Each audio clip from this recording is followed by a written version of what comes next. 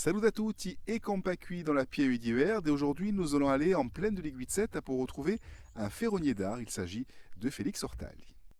RCFM e Compacui. Il mestiere ha cominciato quando aveva 18 anni. È arrivato a Veroneria con 4-5 anni. Dopo mi sono piantato, sono arrivato a questi lavori e un giorno mi sono messo a fare tavolini, gherrie e la gente ha cominciato a domandarmi se ne voleva paperelli e ho cominciato così.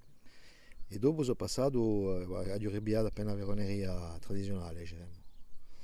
E siamo qui, mia mamma è di qua su, di Linguizzetta, e siamo stati sempre qui. Io mi è di Sant'Andrea Godone, era di Sant'Andrea Godone, ma noi siamo stati sempre qui.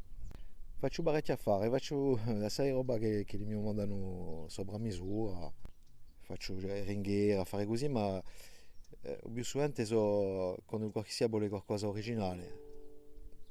Ci sono i ringhieri che li facciano, diciamo, sono standard, piano evoluti già fatte, ma io faccio con la voce e tutto, e faccio appena e faccio a mia maniera.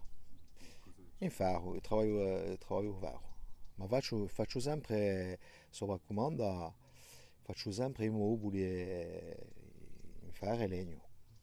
I clienti sì, bene, ma aiuto assai i clienti ristoratori o per arrivare a qualche terrazza o per arrivare anche arrivato un bar, comptoir a fare così.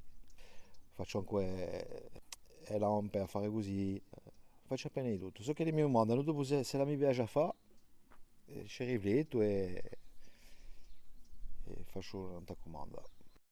Allora, ho una domanda per un portò per una serie non Canal Plus, una serie di Pierleccia e sono tre ceva di questo portò. Ma ho fatto già, per lui ho lavorato già, ho fatto i flambeaux, per la serie le flambeau, justement. Et demain, c'est une jeune oléicultrice qui sera avec nous installée à Chiadra. C'est Lady Zanawar et qui sera avec nous. A domani dunque per la Zevida de Compacui in la Pieve d'hiver. RCFM e Compacui.